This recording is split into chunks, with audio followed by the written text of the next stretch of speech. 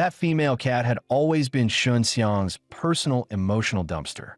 When she went into heat, he even used cotton swabs to help her relieve herself. Then one morning, he woke up, and boom, that cat had turned into a red-headed bombshell, sleeping soundly in his arms like it was the most normal thing ever. She confessed her love, but all Shin Xiang could recall was her rubbing against the furniture. Awkward didn't even begin to cover it. Shin Xiang worked at Applecon's electronics factory, just an average guy in overalls. While others were busy working, he was busy napping, yet still pulled in over 10K a month, leaving coworkers green with envy. Even the factory supervisor started inviting him over for poker night. Funny how no one ever saw any cards. In truth, he had awakened a cheat-level idol system back in his teens. One command, and his body moved on its own. He could play basketball, sing, dance, and carry girls in ranked games, all while binging anime. His ex dumped him for not paying attention, but to him, the system was the real ride or die. Now, he just set work to auto mode. Eyes closed, screws in place, full salary guaranteed. And that seductive woman in black stockings, that was none other than Liu Yisin, the hottest supervisor in the entire factory.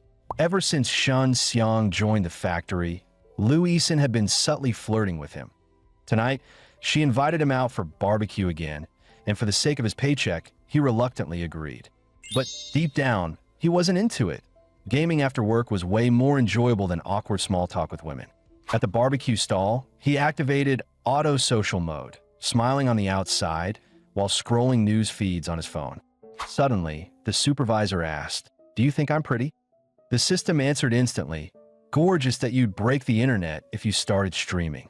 Shockingly, Liu Yisin took it seriously and straight up said she wanted to get intimate with him tonight. Meanwhile, Shun Xiang was still focused on a TV report. Several violent crimes had occurred in the city, and all suspects were wearing animal masks. While he was admiring the realism of those masks, the auto-reply system had already agreed to go to her place for poker.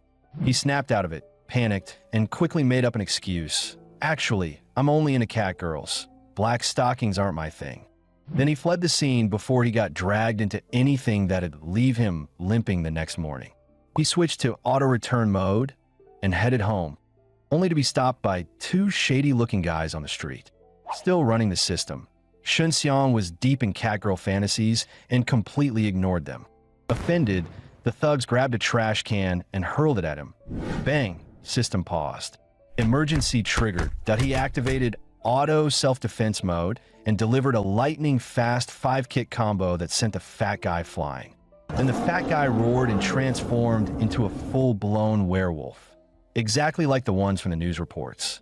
Without hesitation, Shun Xiang switched to auto-escape mode and sprinted into a nearby alley. When he turned around, the werewolf hadn't followed. Just moments ago, the two street thugs were suddenly scared off by a mysterious girl who appeared out of nowhere.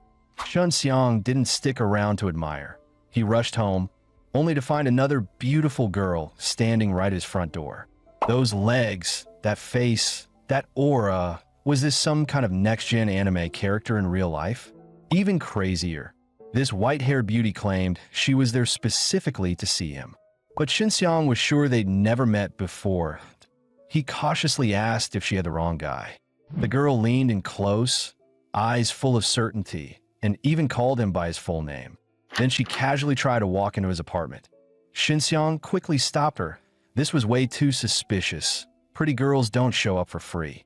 Just as he was about to shut the door on her, she dropped a bombshell. "Aren't you curious who attacked you today?" That caught him completely off guard. How did she even know about that? Left with no choice, he let her in. Turns out, this girl had no sense of boundaries. She plopped onto his couch like she owned the place and even asked him to get her a drink. Shen Xiang could only think, aside from his missing cat, no one's ever bossed him around like this. And to make it weirder, she started scratching the couch while talking exactly like his cat used to. The attack she mentioned had happened just this evening, when two low-level punks tried to mug him. Their skills were garbage. Shen Xiang dropped them both with two quick moves. But then, out of nowhere, one of the thugs ripped his shirt off and transformed into a kobold right in front of him. The kobold didn't waste a second. opened its massive jaws and lunged straight at Xinxiang. But this wasn't his first rodeo. He pulled off a slick donkey hop maneuver to the monster's blind spot, then turned and ran for his life. Who was he kidding? He had no chance against that thing that IT was a full-tier boss, and he was just a side quest NPC. But weirdly enough, the creature didn't chase after him. That didn't make sense. The white-haired girl later explained, the reason they didn't pursue was because she stopped them. Shun Xiang blinked. You, how could you stop a pair of raging beasts? The girl smirked, because I'm just like them. As she spoke, sharp claws sprouted from her hands and a pair of furry cat ears popped out her head. Shun Xiang panicked instantly, whipped out his phone to call the cops. News had been full of beast transformation attacks lately, and now one was on his couch. But the girl calmly said, if I wanted you dead, you'd be 6 feet under already. Then she sat down beside him, leaned in close, and asked softly, remember that cat you lost? Do you remember the date it disappeared? Shun Xiang racked his brain in no clue. It's not like it was his birthday or anything. The girl's face fell. She clearly wasn't happy with that answer. Before leaving, she left him with 2 chilling lines. Your cat disappeared on July 15th. And if you want to stay alive, don't leave the house. Shun Xiang replayed the memory in his head. Yep, the cat really did disappear on July 15th. And even worse, he'd used a cotton swab to cleanse that part of her. If this girl was that cat, he was officially done for. Meanwhile, across the city, a police officer noticed a strange stray cat on a street camera. The disturbing part, the cat was eating everything in sight. Food, trash, even plastic water bottles. With a recent spike in beastified stray cat attacks, this one looked just as feral, and it seemed to be heading straight for Shun Xiang. Elsewhere, Rila and a pink-haired loli were tracking the same target. To be safe, they brought in backup, a guy named Master Shu, who clearly used to be a rat. Just as the trio was about to move, 2 dark shadows appeared behind them. On closer look, they were the same 2 figures who tried to kill Xinxiang yesterday. Apparently, Shun Xiang had something they wanted, and now they suspected Rila was holding it. Without warning, one of them exploded into his beast form, a full kobold, lunging at Rila with jaws wide open. The pink-haired loli wasted no time. Her claws gleamed as she dodged with lightning speed, slashing across the kobold's back midair. But the enemy had planned this. The moment she landed, several hidden beastmen emerged from the shadows, launching a coordinated ambush. Rila jumped in to help, but she was just a second too late. The tide had already turned. Shun Xiang was lying in bed, watching tutorials on how to fight beasts with bare hands, just in case Rila turned on him. Suddenly, police sirens echoed from outside that he peeked out the window and saw the entire street swarming with cops. Before he could panic, someone started banging on his front door. He grabbed a baseball bat like his life depended on it. Looking through the peephole, he saw Rila carrying an injured little girl, panic written all over her face. He was about to open the door and ask what happened, but Rila didn't wait. She darted inside with the girl like it was an emergency room. She moved through the apartment like she'd lived there for years, laying the girl gently on Shun Xiang's bedroom bed. Then she pulled off her jacket, tore a strip from her tank top, and wrapped the cloth around the girl's wounds like a trained medic. Xinxiang looked closer. Those pointy ears on the little girl were definitely real. And the claw marks on her body? No cosplay could fake that. That raised a question. Did Rila have animal traits too? He glanced behind her and boom, there was a fluffy tail gently swaying. On that tail was a small burn scar, exactly where his dad accidentally scorched it with a cigarette back in the day. No doubt about it now. This white-haired girl was his lost cat Rila, confirmed. Xinxiang instantly turned his head away, guilt flooding in. He hadn't just used cotton swabs on her. He also used to smack her little cat, but whenever she acted up, if she remembered that, he might not survive the week. Later that night, Rila casually said she had to go to work and left his apartment alone. Xinxiang was confused. Work? At this hour? What kind of job start past midnight? A nightclub? Now he was stuck at home alone with an unfamiliar cat-eared loli. Not wanting to get canceled for no reason, he hugged his body pillow and camped out on the couch. But Xinxiang never expected what he saw when he woke up the next morning, a pair of fluffy pink cat ears right in front of him. He blinked hard. No way was this his ultimate dream waifu. A real-life cat girl. Without thinking, he reached out and stroked those fuzzy ears. The texture, absolutely addictive. But before he could enjoy it, the cat girl suddenly let out a loud meow and opened their eyes. Then things got weirder. She called him by name and asked what was going on. Xinxiang almost glitched. You climbed onto me in the middle of the night, ain't risking what happened. And hey, maybe sleep a little more later-like next time. But her next line nuked him. Who said I was a girl? I'm a male cat. Xinxiang's soul left his body on the spot. Figures. The cuter they are, the more likely they're not in a girl. Still, he asked, how do you know my name? The pink-eared boy replied casually. Really used to have me tell you. Of course I know who you are. Xinxiang froze. Why would Rilla have him watched? Was it revenge for what he did to her back then? After breakfast, the cat boy casually asked Xinxiang to play with him. Out of options, Xinxiang dug through old drawers and finally found the cat teaser toy he once bought for Rilla. Watching the boy play with it like a hyperactive kitten, Xinxiang sighed. Yep, that's what a cat's supposed to act like. Xinxiang remembered how Rilla used to ignore the cat teaser back in the day. She wouldn't even glance at it. Now here he was, playing with a cat boy who loved it. And of course, that's when Rilla returned. She didn't even say hi, just walked straight into the bathroom like it was her house.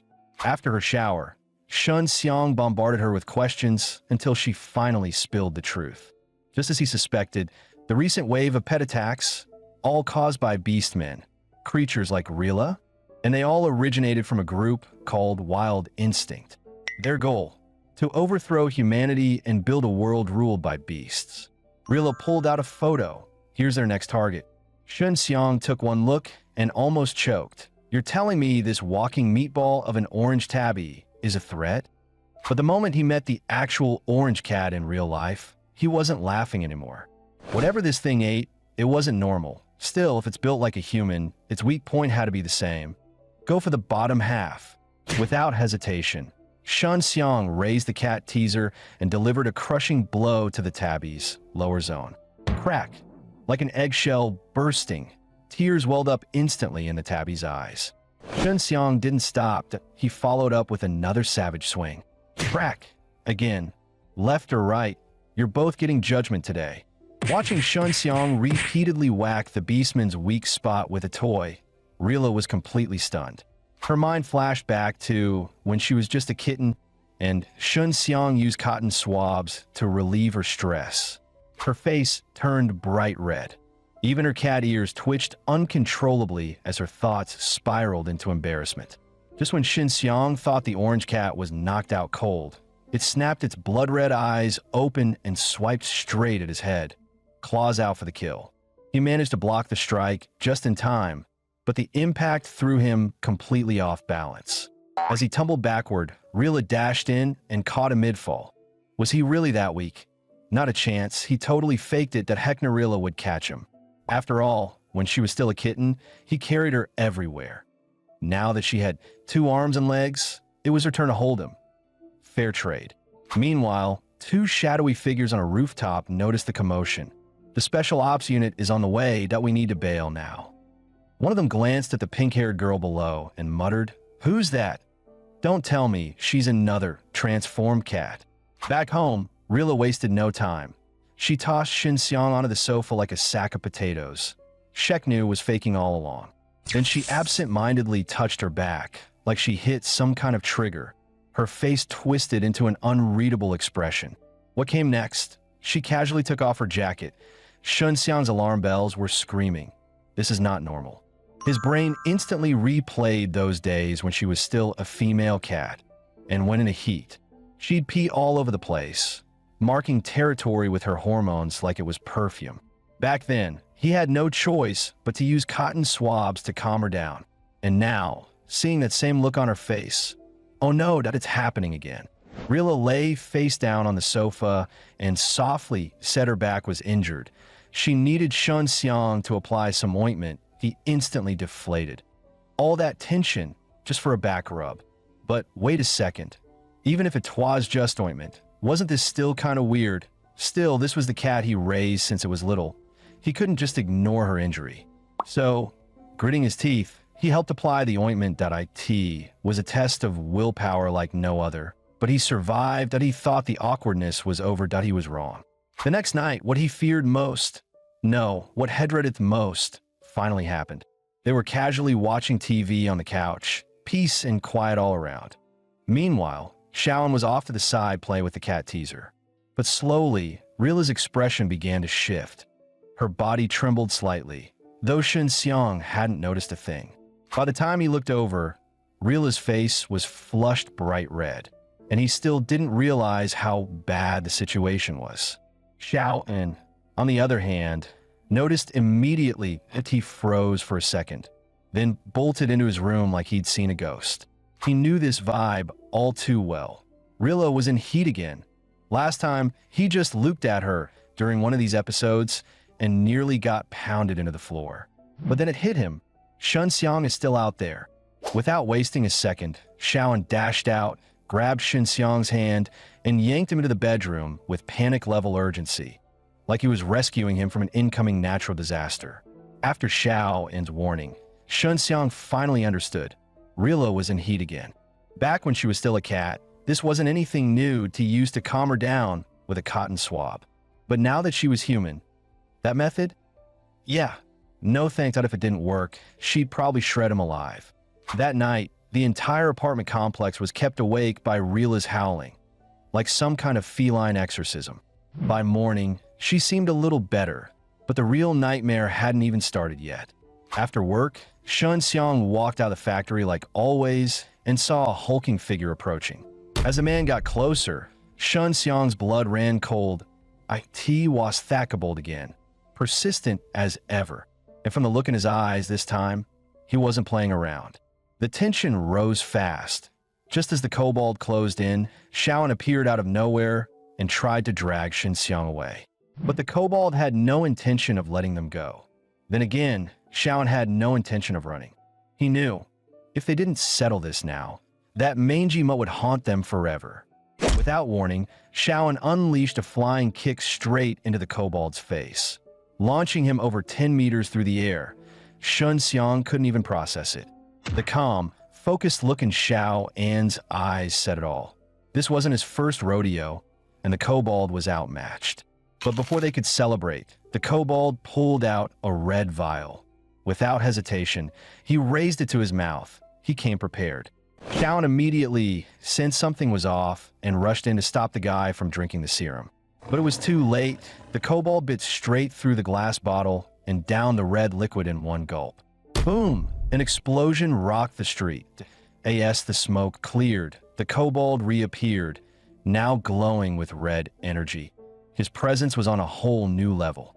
Shen Xiang knew things were bad. He grabbed Shaolin and tried to bolt. But before they could move far, the kobold leapt into the air like a missile and landed right in front of them, cutting off their escape. Without hesitation, the beast opened his massive jaws and lunged straight for Shen Xiang. Luckily, Shaolin shoved him aside just in time. If not, that would have been game over. But now they were screwed. Couldn't fight. Couldn't It was basically a countdown to death. The kobold was clearly beyond reasoning. Wild, feral, fully unhinged. Then like a bullet from a railgun, he charged again. There was no time to dodge. This was it. But just as he closed the final gap, the beast suddenly stopped dead in his tracks. Shen Xiang blinked. Wait, is she in heat too? Right then, Rilla shot out from behind him.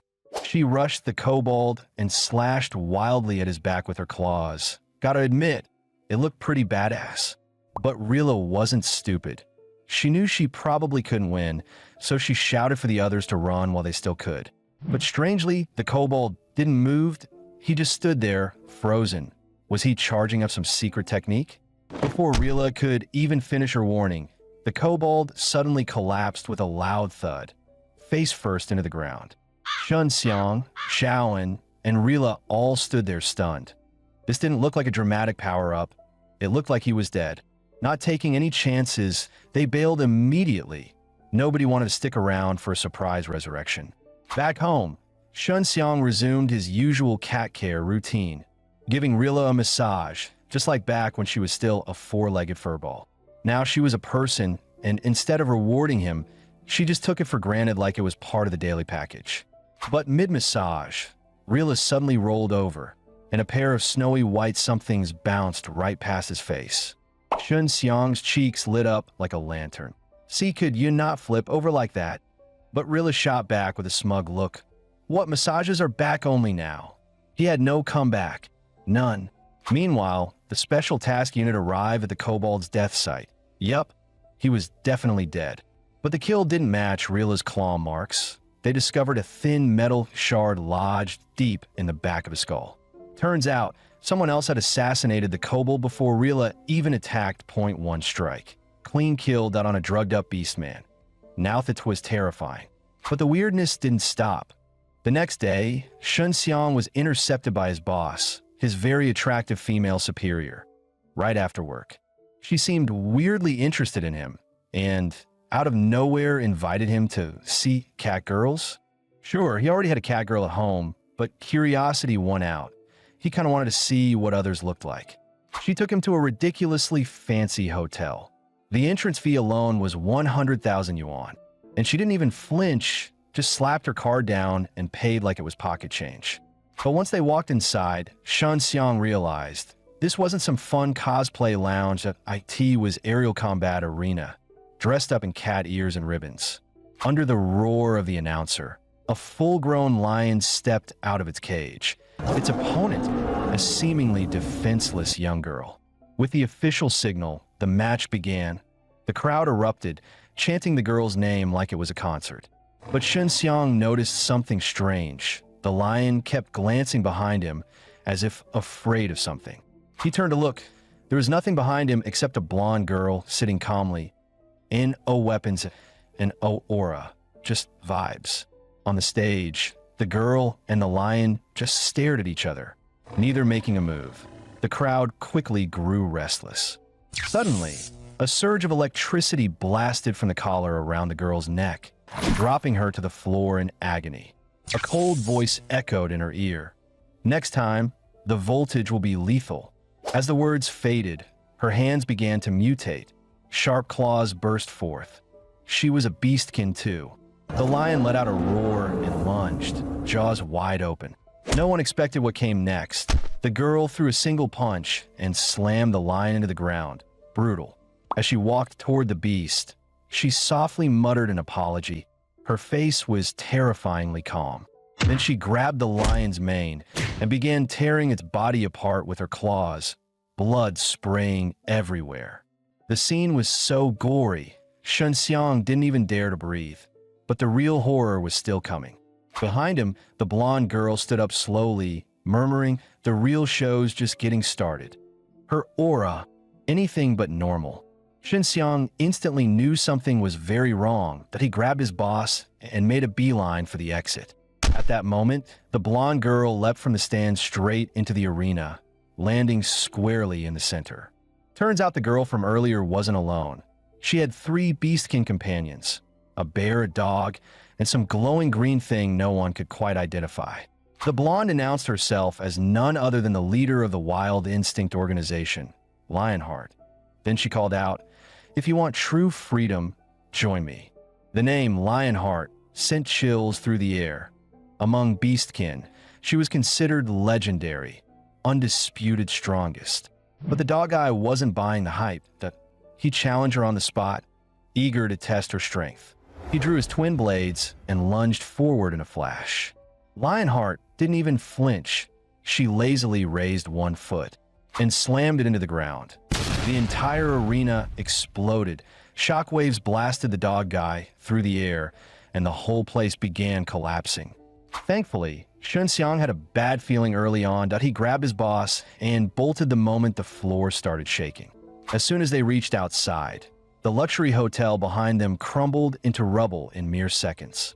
That kind of destruction from just one stomp, 10 Reelas wouldn't stand a chance against Lionheart.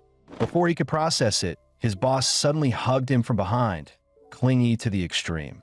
Hoping to kill or crush on him once and for all, Shun Xiang blurted out, Actually, I'm in a beastkin, like Lionheart. I'd totally date her. As expected, the moment those words left his mouth, she looked at him like he was a certified degenerate. But just then, a wicked laugh echoed from the rooftop. Shun Xiang froze, chills down his spine. He looked up. Holy crap, it was Lionheart. She definitely heard that I want to date her nonsense. But instead of attacking, she just gave him a creepy little smirk and disappeared. Shun Xiang ran home like his life depended on it. Unfortunately, home wasn't much safer. Yes, soon as he stepped in, Rilla stuck to him like glue, sniffing him up and down. With her overpowered cat nose, she quickly picked up a scent. Yep, someone else's perfume. Shun Xiang, she snapped, eyes flaring. You went out sniffing around other girls? The jealousy exploded instantly. He panicked and told her everything that happened, word for word. But the second he mentioned Lionheart, Rilla's expression went dark. After all, Lionheart was the strongest beastkin alive. If she had her sights on him, things were going to get ugly. Just then, Xiaoan came out of his room. Calm as ever, he walked up and started massaging Shun Xiang's legs. Shun Xiang nearly teared up. Xiaoan, you're the only one who gets me. Too bad you're a dude, or I'd marry you on the spot. The next day, his boss sent him 2 luxury vacation tickets as a thank you for saving her life. Shun Xiang immediately planned to bring Rilla and Xiao in, but Rilla pulled her cool act again. I have until the track. Don't wander off. Xiao, and on the other hand, lit up like a Christmas tree. Vacation? Let's go. Leave big sis Rilla at home. Of course, Shun Xiang said that loud enough for Rilla to hear. He knew her since she was a kitten. She was all bark, no bite. Deep down, she clearly wanted to go. But as usual, she had to play that Sundara, I'm fine staying home card. Just as he expected, Rilla was mentally screaming, Ugh, why isn't he begging me a little? One more plea, and I totally would have gone. Shun Xiang knew this cat like the back of his hand, that Rilla's little Sundara act wasn't fooling anyone, as he deliberately didn't beg her. Let her stew in it. As expected, Rilla eventually caved, claiming she was just coming along to protect you too. Classic excuse. But on day 1 of their vacation, things already went off the rails. Shun Xiang took Xiao and swimming as promised, while Rilla went upstairs to the hotel room alone. After the swim, he realized something horrifying. Rilla's suitcase was still downstairs. He rushed to bring it up, but the moment he opened the room door, he nearly blue-screened on the spot. Rilla was in the bath, door wide open, and oh steam, and oh shame, just calmly soaking. She even looked over and said, the tub's big. Want to join me? Shun Xiang's face went full tomato. Technically, this waste cat he raised. Helping bathe her, that's just being a responsible pet owner, right? It was everything he ever dreamed of, and yet, now that it was real, he hesitated. Rilla clearly liked him, deeply, but she was still a cat. Could this ever be real? But fate had a weird way of answering questions. That evening at dinner, the couple at the next table caught his attention. They looked like a normal pair at first glance, but Rilla spotted something strange. The man was a beastkin, specifically a golden retriever. The woman was human and blind. As they say, never underestimate a cat's curiosity. Rilla and Xiao and quickly befriended the blind girl. And finally, they heard the story to IT all started on July 15th. That day, the girl's guide dog, normally sweet and obedient, suddenly ran off without a trace. Without her guide dog, the girl's life was thrown into chaos. Even crossing the street became a struggle. That's when a stranger named Wang Yu appeared out of nowhere. He wasn't just helpful. He was attentive, patient, and kind. He took her places she never thought she'd go again. From now on, he said, I'll be your guide dog. Coincidentally, Rilla had transformed into a human on July 15th too. That meant the girl's dog didn't vanish. It transformed just like Rilla. And this Wang Yu was that golden retriever. That evening, the 5 of them sat down for dinner together. Things started off pretty chill. Since the girl was blind, she relied on voices and totally mistook Shun Xiang, Rilla, and Xiaoan for a married couple with a kid. Shun Xiang laughed awkwardly and clarified they were more like siblings, which didn't really make it sound less weird. Suddenly, Wang Yu's expression darkened.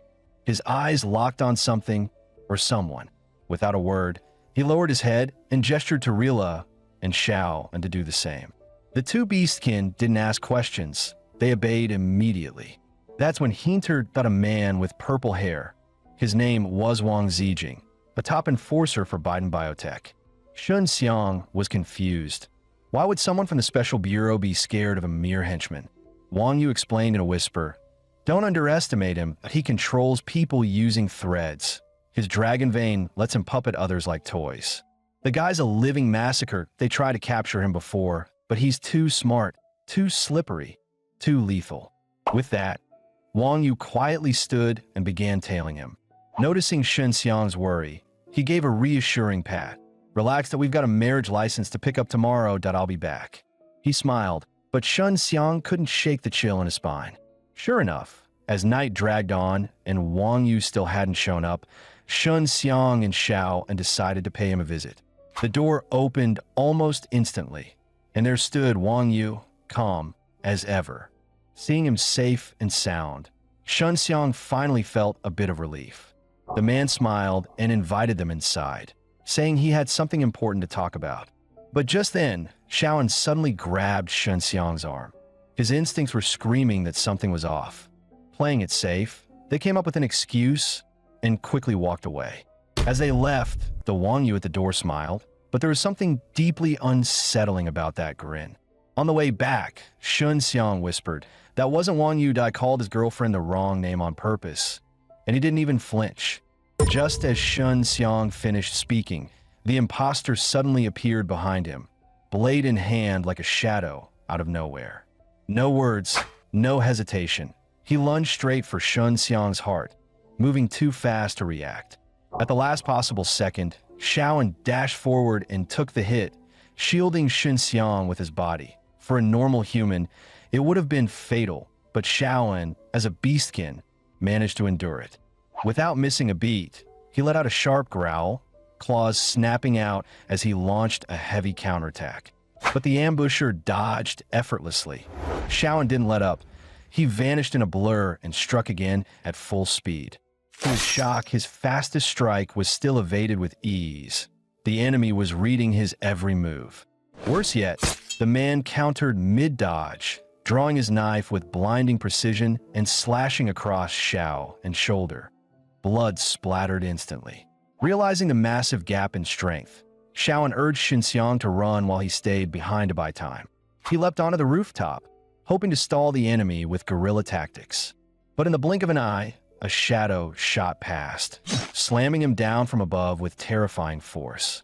As Xiaoan plummeted toward the ground, Shun Xiang dashed forward and barely caught him in time. This guy's power was beyond anything they'd imagined. If this kept up, they'd both end up dead on the spot. Just as the enemy closed in again, a white flash blitzed through the air. Rila descended from above, stomping the man straight into the pavement. Without hesitation, she pressed her razor-sharp claws to his throat, ready to end it. And yet, the man didn't flinch. Calm as ever, he even smirked, completely unafraid of death. At that moment, Xiaoan stirred and regained consciousness, and Shun Xiang finally breathed a sigh of relief. Only for Xiaoan to lunge at him out of nowhere, eyes hollow, claws aimed straight for his throat. Thankfully, Rila reacted instantly, landing a powerful kick that sent Xiaoan flying. It was then that they both realized the horrible truth. Xiao, unlike Wang Yu, had also been mind-controlled, but by the time they figured it out, it was already too late. But in the next moment, Shun Xiang felt a surge of static in his brain, his consciousness slipping out of his grasp. Before Rila could react, his hands moved on their own, tightening around her throat. At the same time, Wang Yu and Xiao rose from the ground like puppets, their eyes void of life. Rila was stunned. This guy could control 3 people at once. That was insane. Shun Xiang never imagined he'd fall for a cat. Years ago, he survived a devastating car crash. Though his life was spared, he shut himself off from the world completely. That was until he saw Rila through the pet shop window. trembling, scared of even a feather wand. But in those defiant little eyes, he saw the spirit of a tiny, prideful princess. Slowly, they grew inseparable. Rila became his emotional anchor, his silent confidant. If anyone in this world could truly understand him, it wasn't a human, it was her. And because she let her guard down around him, Wang Zijin seized that weakness, forcing Shun Xiang's body to turn against her. But just when her life hung by a thread, Rila unleashed her dragon vein ability. Moonstep Veil, her figure shimmered and vanished like moonlight, slipping free from his grasp. But in the end, Rila was still outnumbered. Under relentless assault, she collapsed, bruised and bloodied. Just as Wang Zijin prepared to command Xiao to land the final blow, a strange rhythm echoed behind him. Push-up sounds? He turned around, only to find Shun Xiang dripping in sweat, doing push-ups like a madman. That's when it clicked. This guy had engaged his AFK mode. By disengaging his consciousness, he made himself immune to mental control and seized back his body. Take care of yourself. Rila, leave this to me. His voice was steady, unwavering. Rila froze. Oh heckin' all along that she was the cat he raised. But there was no time for feelings. Shun Xiang activated auto combat again, using his own eyes to scout for Wang Zijin's real location. But theory was easier than execution. AFK combat was low tier, and his stats couldn't keep up. Headed spot where Wang Zijin was hiding, but not fast enough. In a chaos of attacks, Shun Xiang was knocked down, blood trickling from his mouth. Wang Zijin smirked coldly, directing Xiao to strike. Knife raised, aimed at Shun Xiang's throat. Shun instinctively shut his eyes. The sound of blood hitting the floor echoed. Was this it? Was he already dead? But when he opened his eyes, Rila was there, barely breathing. She had thrown herself in front of the blade, catching it barehanded, blood dripping from her fingers. Under Wang Zijin's control, Wang Yu launched a vicious punch that smashed into Rila's face, sending her flying as blood sprayed through the air. Even injured, Rila used her last ounce of strength to buy Shun Xiang a precious moment to counter. In a swift move, Shun Xiang slapped the dagger out of Xiaowen's hand and activated the AFK mode, allowing the system to take full control of his body. Based on earlier exchanges, he had already narrowed down the controller's location. It was time to strike back. The system-guided dagger suddenly veered and shot toward Xiaowen, slicing through the invisible threads with a sharp snap. The strings broke, and both Wang Yu and Xiaowen collapsed, unconscious. Shun Xiang carefully propped Xiaowen against the wall for safety. Across the room, Wang Zijin realized something had gone terribly wrong. Without hesitation, he turned to flee. Shun Xiang's gaze sharpened.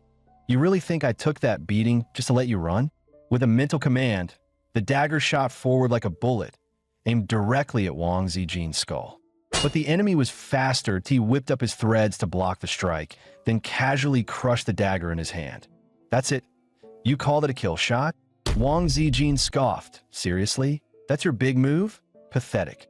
But before he could finish mocking, a sudden chill ran down his spine. Rila had reappeared in stealth mode and slammed a brutal strike right into the back of his head. He collapsed instantly. If Shun Xiang hadn't pulled Rila back in time, she might have actually devoured the guy on the spot. Just as things calmed down, Rila suddenly turned to Shun Xiang and narrowed her eyes. Did I hear that right? You call me Rila. When did you find out who I was? Shun Xiang panicked. He was about to fake a headache to dodge the question. But Rila didn't give him the chance. She grabbed his shoulder and shoved him down, her gaze unexpectedly soft. Shun Xiang was stunned. Wasn't this the same cat who was coughing up blood seconds ago? Now she looked like she was about to confess her feelings. Before he could process it, Rila leaned in close, his brain short-circuited. Oh no, is this really happening? My cat has grown up, and she's about to kiss me. Instead, she collapsed into his arms and whispered, I'm sorry, master. Back then, I had no choice but to leave you. Shun Xiang blinked. Was this still the same Tsundere Rila he used to know? Either way, the past was behind them. He gently held her and murmured, Welcome home, Rila. After teaming up with Rila to defeat Wang Zijin, Shun Xiang's life finally returned to some kind of peace. When Rila heard he still had to work to pay the bills, she surprised him by offering to get a job and support him instead. She even proudly mentioned she had once worked at a seafood shop, selling fish, shortly after she turned human. Shen Xiang was speechless. Of all jobs, selling fish. Seriously? This cat really knows how to follow her instincts. Before he could joke about it, Rila was already dressed and out the door. But peace never lasts long in his world. After dinner, Shun Xiang took Xiaoan out to the supermarket. But the moment they stepped inside, Xiaoan's expression changed. He leaned in and whispered, "There's a beastkin nearby." Shun Xiang looked up and froze. That wasn't just any beastkin. That was the strongest beastkin, the Lionheart Queen. Suddenly, he remembered something important. After they captured Wang Zijin, Shun Xiang had handed him over to Li Bairan, a top officer in the Special Bureau and an old acquaintance. Without hesitation, Li Bairan had knocked Wang Zijin out cold with one brutal strike. No trial, no mercy. Before leaving, Li warned him, "If you ever run into a lion or a black panther, run up my right hand?" Yeah, Lionheart broke that. Don't mess with her. So when Shun Xiang saw her again in the supermarket, his instincts kicked in. He grabbed Xiao and then bolted for the exit. But fate had other plans. The Lionheart Queen recognized him on the spot and called out to him before he could escape. Xiao, clueless about the context, almost charged her. Shun Xiang barely managed to hold him back, silently screaming, "Don't! We'll die for real this time." Thankfully, she wasn't there to fight. She just needed a little favor. She handed him a bank card and, with a serious face, said, "Can you help me withdraw everything in this account?" Shin Xiang didn't think much of it. After all, it wasn't unusual for a beastkin to be clueless about how a bank card works. But while he was helping Lionheart withdraw cash, her eyes locked on Xiaoan. She casually handed Xiaoan a candy she had just bought and asked, "That guy, is he your master? A beastkin like you, obeying a human. If he mistreats you, I don't mind killing him for you." The moment those words landed, Xiaoan exploded with rage. "Shin Bro is my brother. You eventually touching him, and you'll regret it." Meanwhile, Shun Xiang calmly passed the withdrawn cash to Lionheart. "If that's all, we'll be heading out now," he said, already nudging Xiaoan to leave. But Lionheart wasn't done. She suddenly demanded he help her with one task, and warned him to be at the same place tomorrow night. "If I don't see you," she said coldly, "someone's dying." As she finished speaking, the ground beneath them rumbled violently, a not-so-subtle warning. Watching her disappear into the distance, Shun Xiang had a sinking feeling. He was in way over his head. Later that night, a mysterious man appeared before Lionheart, tossing a black briefcase at her feet. She opened it to find several vials filled with glowing pink fluid. The man explained, "This stuff acts like a self-destruct serum for most beastkin. Boost your body for a bit, then boom, you explode." Without hesitation, Lionheart downed 2 bottles like water. Then, with practiced ease, she drew her own blood into a syringe and handed it over. The man nodded, promising her a bank card with no spending limit. But why was she risking her life for cash? What was she planning? A few days later, after Shin Xiang helped her withdraw money again, Lionheart abruptly asked him to work under her permanently. Before he could even react, a cold gleam flashed from the shadows. Rila had been waiting all along. With her deadly claws extended, she silently closed in on Lionheart's throat. But Lionheart didn't flinch. Not even for a second. She had clearly known Rila was there all along. And just like before, the ground trembled violently. Her signature pressure move, unstoppable as ever. Rila didn't expect her sneak attack to land anyway. She leapt back, gauging the distance. Then, with a deep breath and a stomp, she launched herself forward again, claws slicing through the air like blades. But the moment her claws passed, Lionheart vanished, appearing behind her in a blink. Not even Rila saw it happen. Before she could react, Lionheart had Rila's wrist locked and her throat gripped tight. From an outsider's view, this scene looked suspiciously less like combat and more like something from a questionable doujin. Shun Xiang knew when he was beat, There was no fighting or fleeing, so he simply agreed to her terms. Pleased, Lionheart casually tossed Rilla aside like she weighed nothing. Xiao, drenched in sweat, could only watch, mentally screaming, "How do I even deal with someone like this?" But just as he caught his breath, something pink and squishy slapped onto his face. He peeled it off and froze. It was a still warm, strapless bra. Apparently, Lionheart didn't want him seeing the way to her base, so she improvised a blindfold. "I swear, I'm not a perv," he muttered. "This wasn't me idea." Before he could protest, she hoisted him over her shoulder like a sack of flour. Wow, that's so much for dignity, he thought, but okay, weirdly comfy. With zero grace, she carried him all the way to her hideout. When they arrived, she dumped him on the ground. "Already here?" he mumbled, still dazed.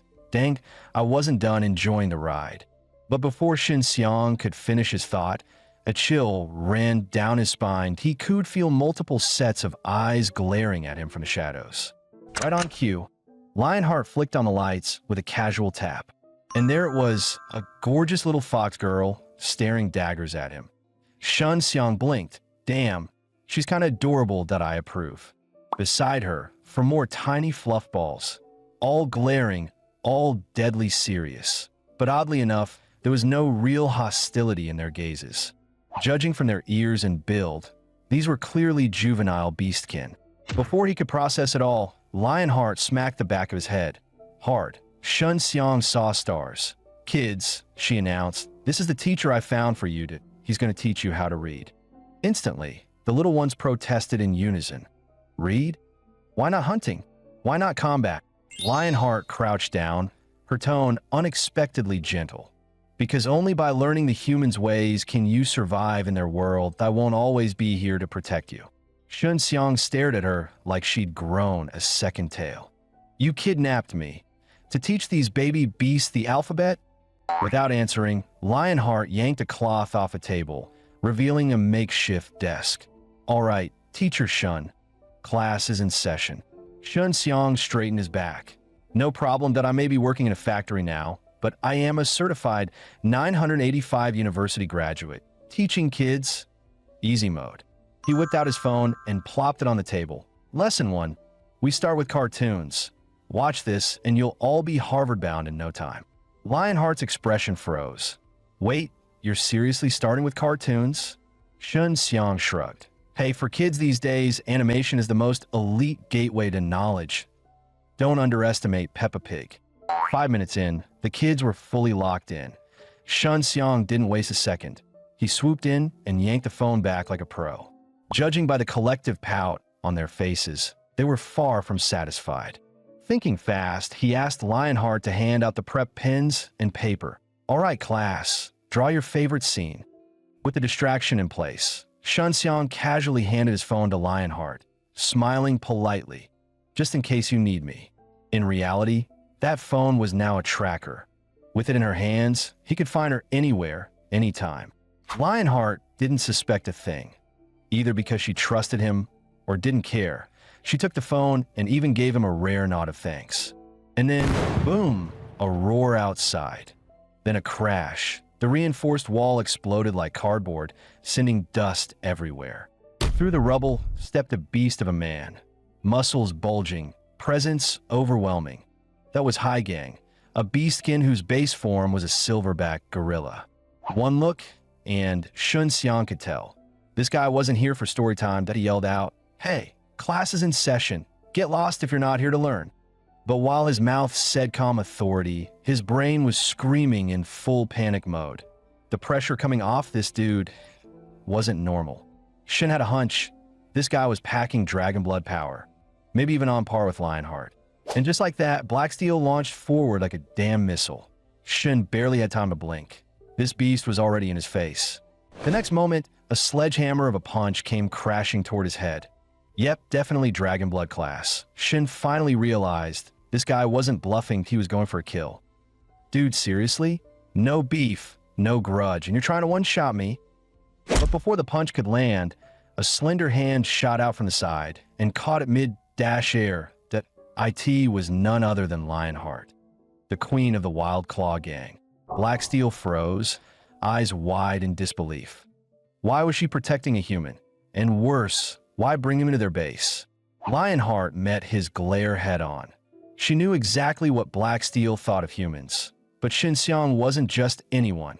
He was her invited guest, and she wasn't about to stand by and watch him get flattened. Meanwhile, Black Steel's gaze landed on the kitty doodles sprawled across the table. His expression darkened. Seriously? This was the Wild Claw base, and their leader was hosting our class? To him, what the cubs needed wasn't crayons, it was claws. They should be learning how to hunt, how to fight, not how to color within the lines. Without another word, he grabbed a drawing and tore it apart. Tension exploded in the room like someone had just snapped a tripwire. But then, the unexpected happened. The little ones, instead of cowering, surrounded him. Tiny arms, big eyes, and even bigger guilt trips. Even Black Steel's steel nerves started to crack. Begrudgingly, he backed off and stomped out of the room, still fuming. But not without leaving a warning. One day, you'll learn. Humans will betray you. As his heavy footsteps faded, Lionheart sighed.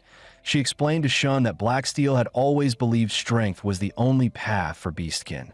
But she knew better, and no matter how strong they got, the Wild Claw could never stand against the Special Division. And lurking beyond them was the true nightmare, the Dead Sea Syndicate. The only real path? Integration. Learning to survive not as beasts, but as part of the human world. And in that moment, Shin finally got it. These kids weren't just learning to read. They were learning how to live, just like Rila and Shaoan had. Because like Lionheart said, she couldn't protect them forever.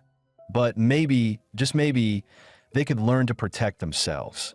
Somewhere deep in the forest, Black Steel stood alone, until a cloaked stranger emerged from the shadows. Codename, B1089. Affiliation, Dead Sea Syndicate.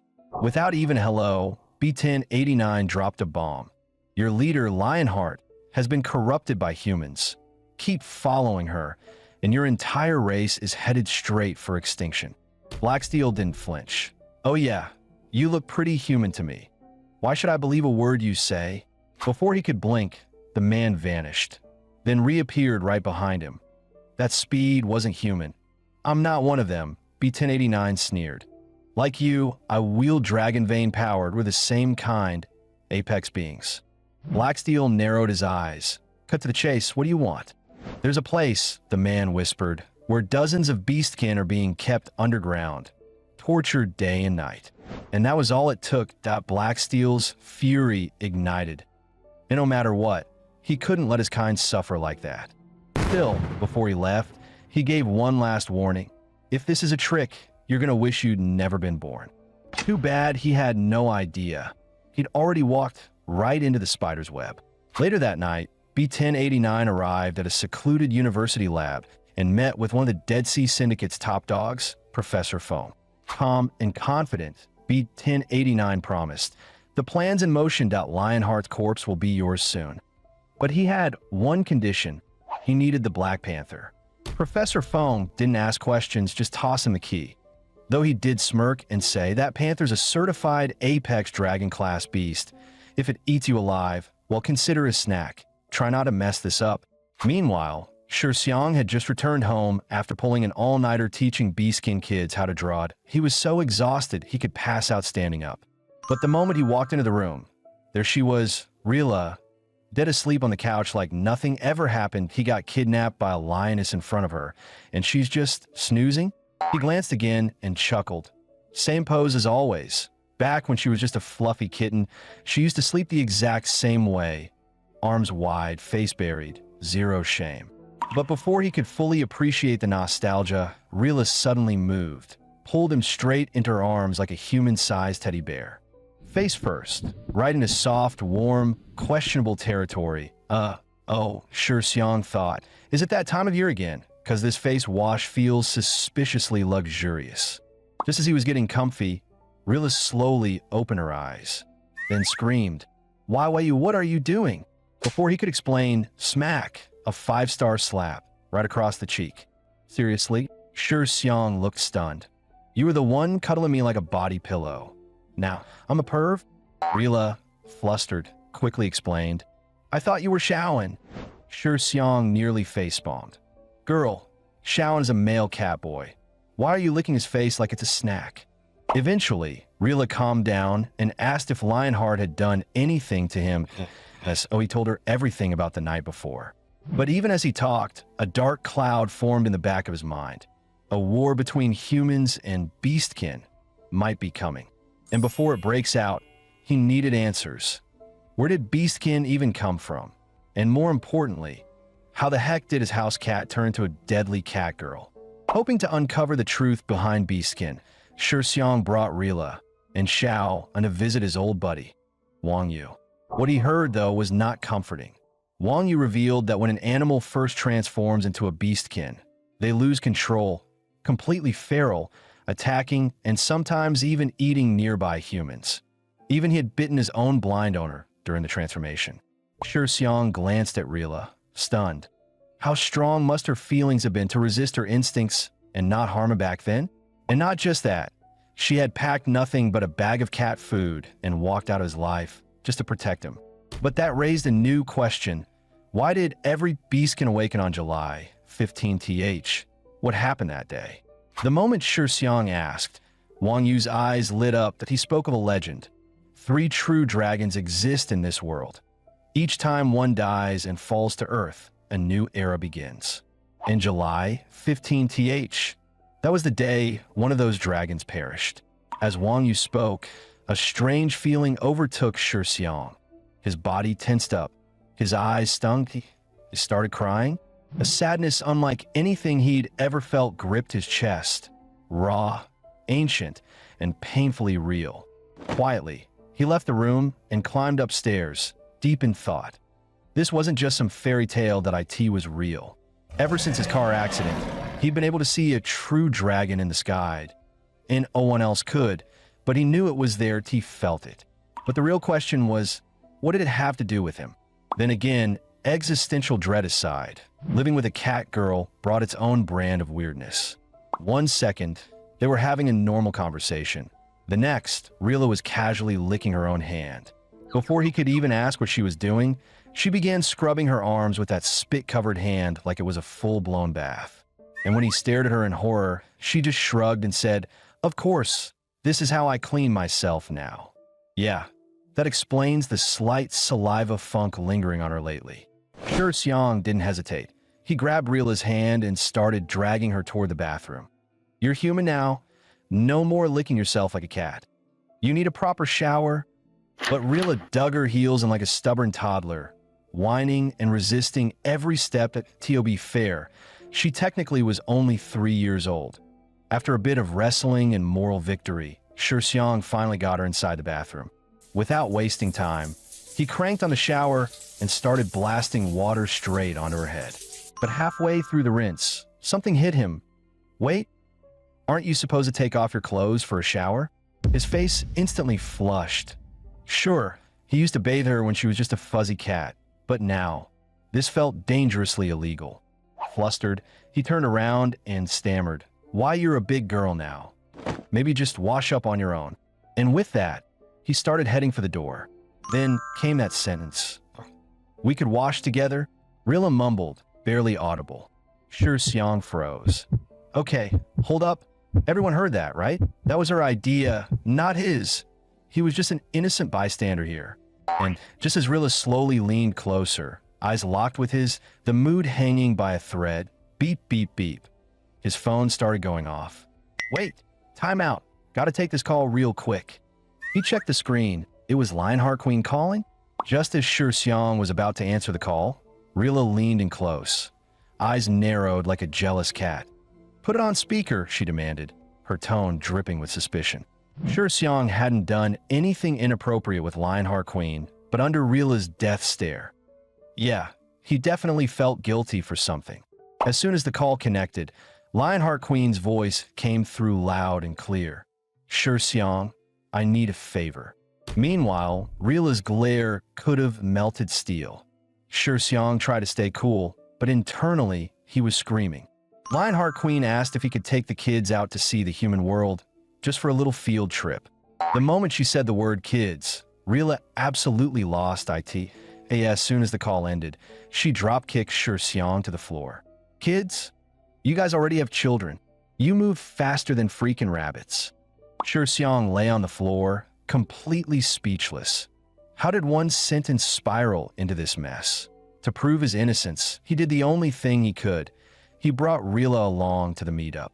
That evening, he arrived at the agreed spot and found Lionheart Queen waiting with the kids.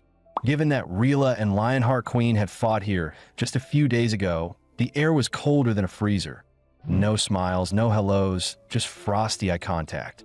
Trying to break the tension, Shi Xiang introduced Rila to the kids. Smart as they were, the little beast folk already knew how to hide their animal traits. Step one in blending into human society. But just as things started to chill out, a familiar voice called out behind them. Shi Xiang turned around and nearly screamed, "Who's Xiaofei?" "Girl, those giant fox ears are on full display. Ever heard of subtlety?" In a panic, he yanked off his jacket and threw it over her head. Just as Shi Xiang was recovering from the fox ears disaster, a small car rolled up in front of them. The window slid down. Turns out it was none other than his old pal, Wang Yu. Yeah, he'd totally called him earlier to be their chauffeur. Wang Yu, also a beast folk, was basically the poster child for blending into human society. Even the hyper-alert Lionheart Queen hadn't realized he wasn't human. As the car cruised into downtown, the neon lights, skyscrapers, and endless crowds left the beast kids wide-eyed and slack-jawed. No wonder. They'd spent their whole lives cooped up in an abandoned parking garage. This was the first time they'd seen what a real city even looked like. After a while, the kids started getting hungry. Shi Xiang hopped out to grab them some pan-fried buns from a street vendor. And surprise, surprise, Hu Xiaofei had secretly tagged along. The sweet old lady behind the food stand beamed at him. "Ah, is this your daughter? She's adorable." Hu Xiaofei's face turned beet red. "I'm not his daughter," she shouted. "I'm gonna have his babies one day." Shi Xiang nearly choked on his own breath. This wasn't a fox girl. This was a full-on fox demon arc in progress. Even the old lady was frozen in place. Before he left, she leaned in and whispered with great concern, "Son, don't do anything stupid. Think with your head." At this point, Shi Xiang was about 2 seconds away from uninstalling his life. On the way back, he finally snapped. "Who the heck taught you to say that stuff? Do you even know what having kids means?" Hu Xiaofei blinked innocently. "I saw it online. All the fox demons fall in love, have babies, and then they become human, duh." Shi Xiang blinked. Was she quoting Strange Tales from a Chinese studio? What is this historical fantasy cosplay? But before he could roast her further, Hu Xiaofei suddenly looked dead serious. "I really do like you," she said softly.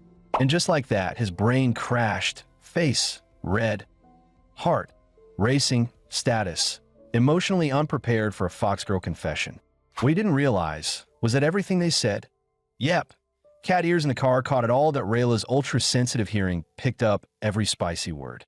Her thoughts, "That filthy little fox thinks she can steal my man over my dead fur." Back in the car, everyone started happily munching on their pan-fried buns, acting like nothing just exploded emotionally. But weirdly enough, Zhu Xiaomei, the glutton of the group, was just staring at her bun in horror. It hit him that he bought pork buns and handed them to a literal pig girl. Oh, my God. Before anyone could process the awkwardness, a loud thump shook the whole car. Shi Xiang grabbed the door. "Bro, Wang Yu, did you just hit someone?" Wang Yu turned pale.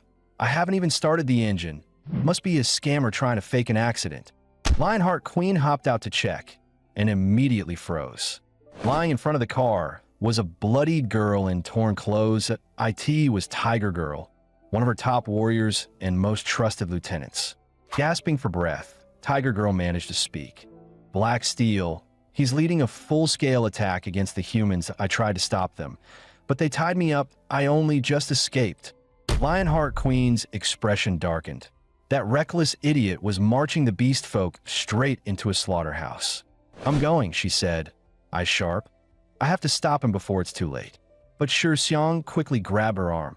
"Hold on, this isn't adding up. Tiger Girl, if they tied you up, how exactly did you escape?" Tiger Girl paused, confused by her own memory. "It was strange. They only held me for a bit. then just let me go. It all clicked. Black Steel and his crew never planned to work solo. They only silenced Tiger Girl temporarily to avoid alerting the Lionheart Queen too soon. But once the operation started, they wanted her no, because they knew the Queen would never just sit back and do nothing. Even knowing it was a trap, Lionheart Queen had made her choice as the leader of the Beast Folk. Their fate, right or wrong, was hers to carry. Meanwhile, back at the Bureau, Li Baran had already received word from Shi Xiang. And when he heard that the Queen had gone, he didn't seem surprised. After all, they'd known each other since school. Baran knew his friend had done everything he could. He hoped for peace, but he had also prepared for war. Across town, Black Steel and his Beast Folk followers arrived at a ruined geological park. A shady Dead Sea agent led them to a massive slab of rock. "Your kind is locked beneath this," he said, "but to open it, we'll need the Queen's earthquake ability." Black Steel gave a cold smile. "She'll come. Trust me." With that, the agent handed him a small black pouch. Inside were vials of a familiar, deadly substance, the pink elixir. A single dose could awaken a Beast Folk's dormant dragon blood, but the cost. For the weak, it meant certain death once the effect wore off. Still, Black Steel didn't flinch that he gave the signal. Moments later, flames erupted across the entire park. The ground split open, and the sky filled with fire. And from a high vantage point, the Dead Sea operative watched it all unfold, like a final boss pulling strings behind a curtain of smoke. Just as the Dead Sea agent was smugly enjoying his villain moment, a familiar voice cut through the air behind him, nearly scaring the soul out of him. "You bad guys really love standing on rooftops, huh? Gives you that fake I'm in control vibe." The voice belonged to none other than Li Baran from the Special Response Division. Li knew exactly what needed to be done. Take this guy out fast, and the rest would fall into place. No time wasted, but he pulled out his pistol and fired off 2 quick shots in true American-style gun-draw samurai fashion. But the bullets missed. The agent blurred for a split second, dodging with teleportation that Li Baran frowned. He'd guessed right. Teleportation abilities were rarely lethal, but almost impossible to pin down. Before he could react, the agent gave the signal. Black Steel and the rest of the Beast Folk charged forward. But the Special Response Unit wasn't caught off guard. Armored choppers had already been circling overhead, waiting for this exact moment. At first, they tried to go non-lethal, tranq rounds aimed to sedate, not kill. But Beast Folk skin was far too thick, especially with Grandpa Turtle in the mix. His natural defense was like a walking tank. The first volley had 0 effect. Time for Plan B. Dozens of tear gas canisters dropped from above in a synchronized barrage. The tactic was brutally effective. Animals had hypersensitive noses. Soon most Beast Folk were coughing, blinded, staggering in the smoke. Black Steel growled. Enough was enough that he activated his dragon vein. Golden energy surged through his veins like a supernova. With a roar, he launched himself skyward, latching onto one of the choppers mid-flight like a beast on the hunt. One swing, boom. The aircraft spiraled out of control, crashing into the ground in a fiery explosion. But the attack came at a cost. Now Black Steel was fully exposed, and the crosshairs were locked on him. Li Baran made the call without hesitation. Every operative opened fire on Black Steel at once.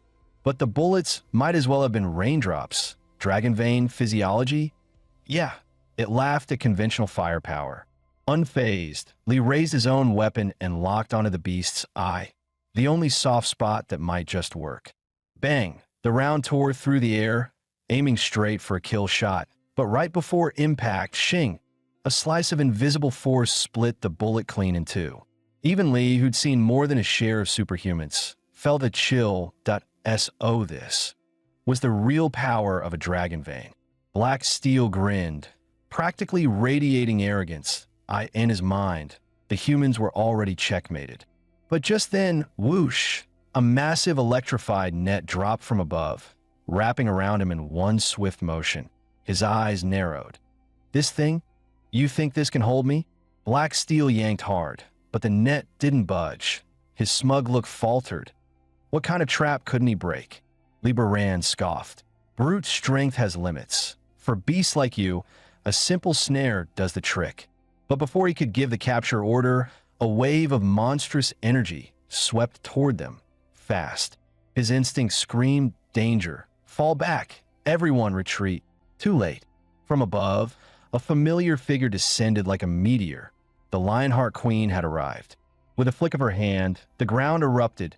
Shockwaves rippled across the battlefield, slamming operatives like ragdolls into the dirt. At her full power, none of them should have survived. But Lee noticed it. Her attacks were deliberately restrained. They were wounded, not dead. She was still holding back, which meant there was room to talk. Meanwhile, the Dead Sea agent watched with growing alarm.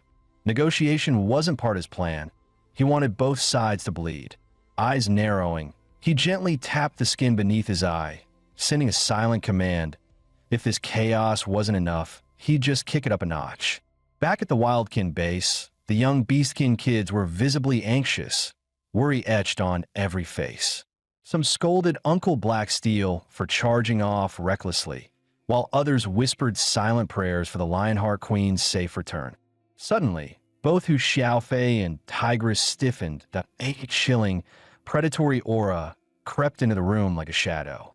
In the darkness, a Black Panther stalked silently toward the children. But this wasn't just any predator.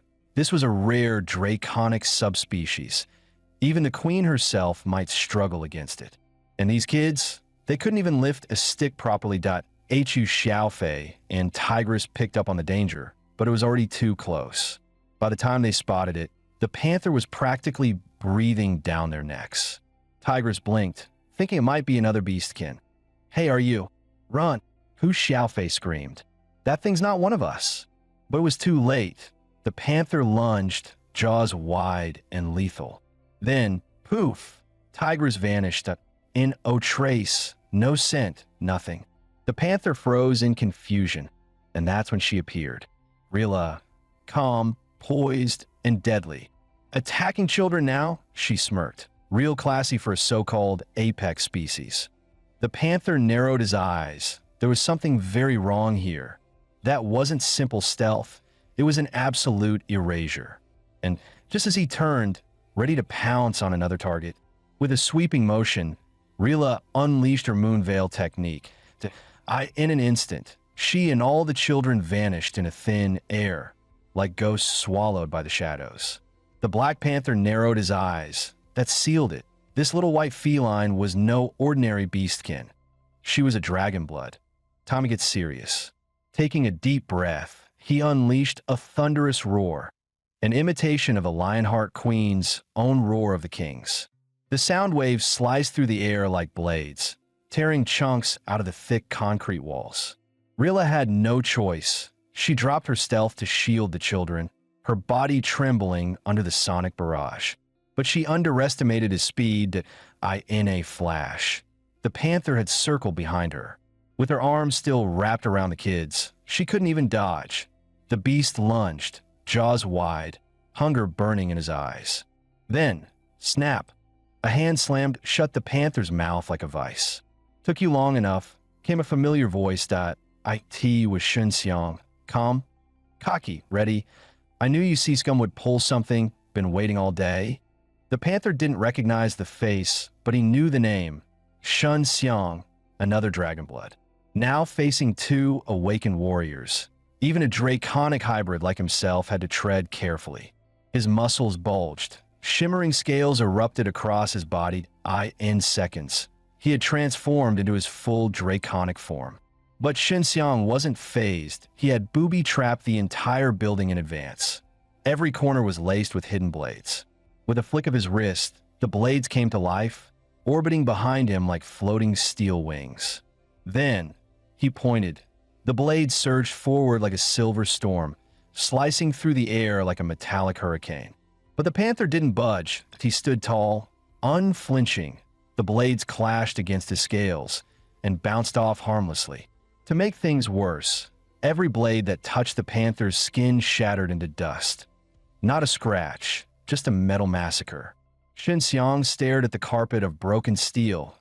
That's when reality hit him. This wasn't just tough skin. This dude was a walking tank.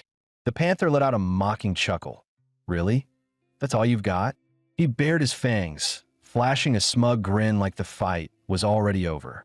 But then a wild idea sparked in Shun Xiang's mind. Skin might be bulletproof, but internal organs, soft, vulnerable, unarmored.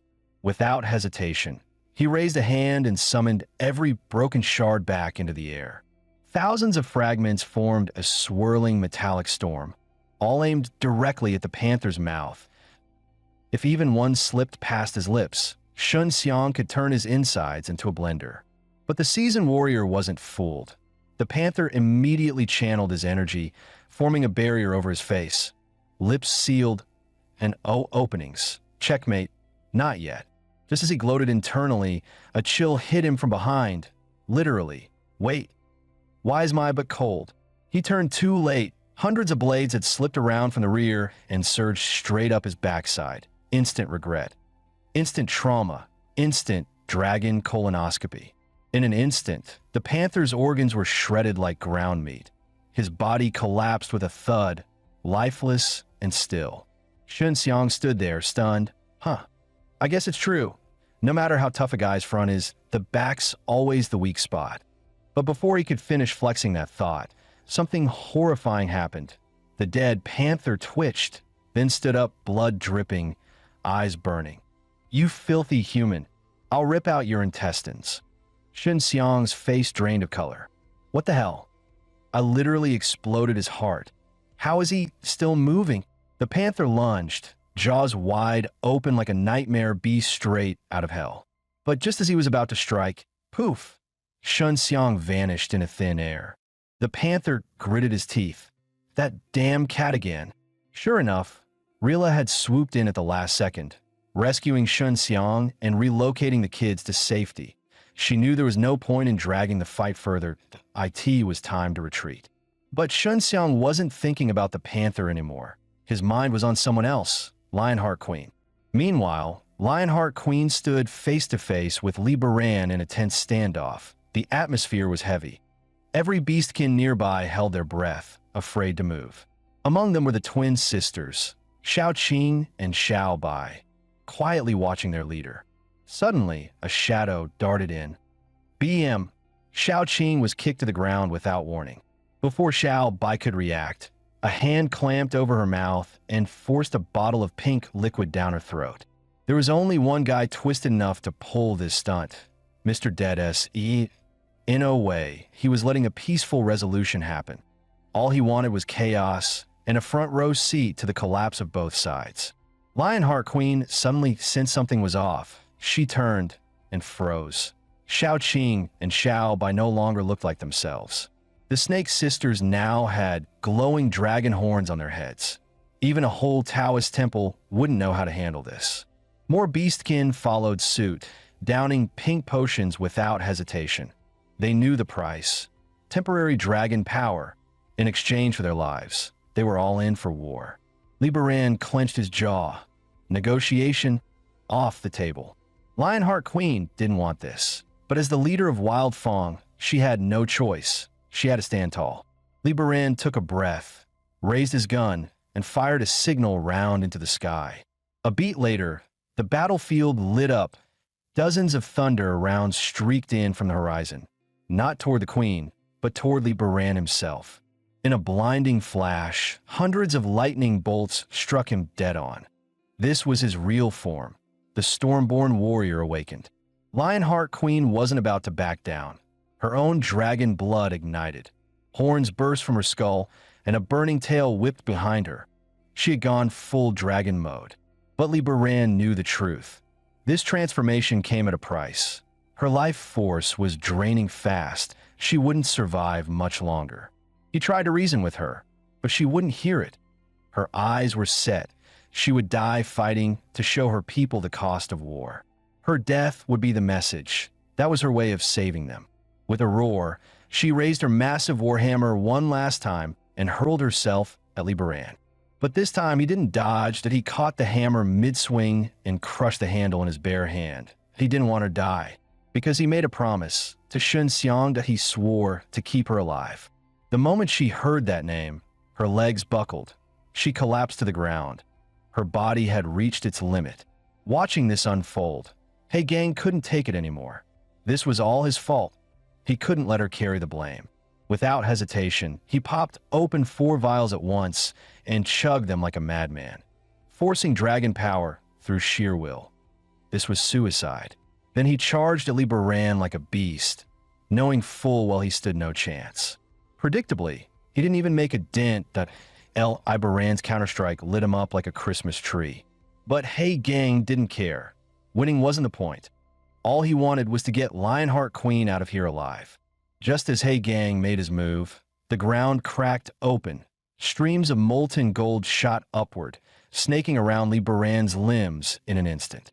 The golden liquid couldn't harm him, but locked him down like a living cage, freezing him mid-air.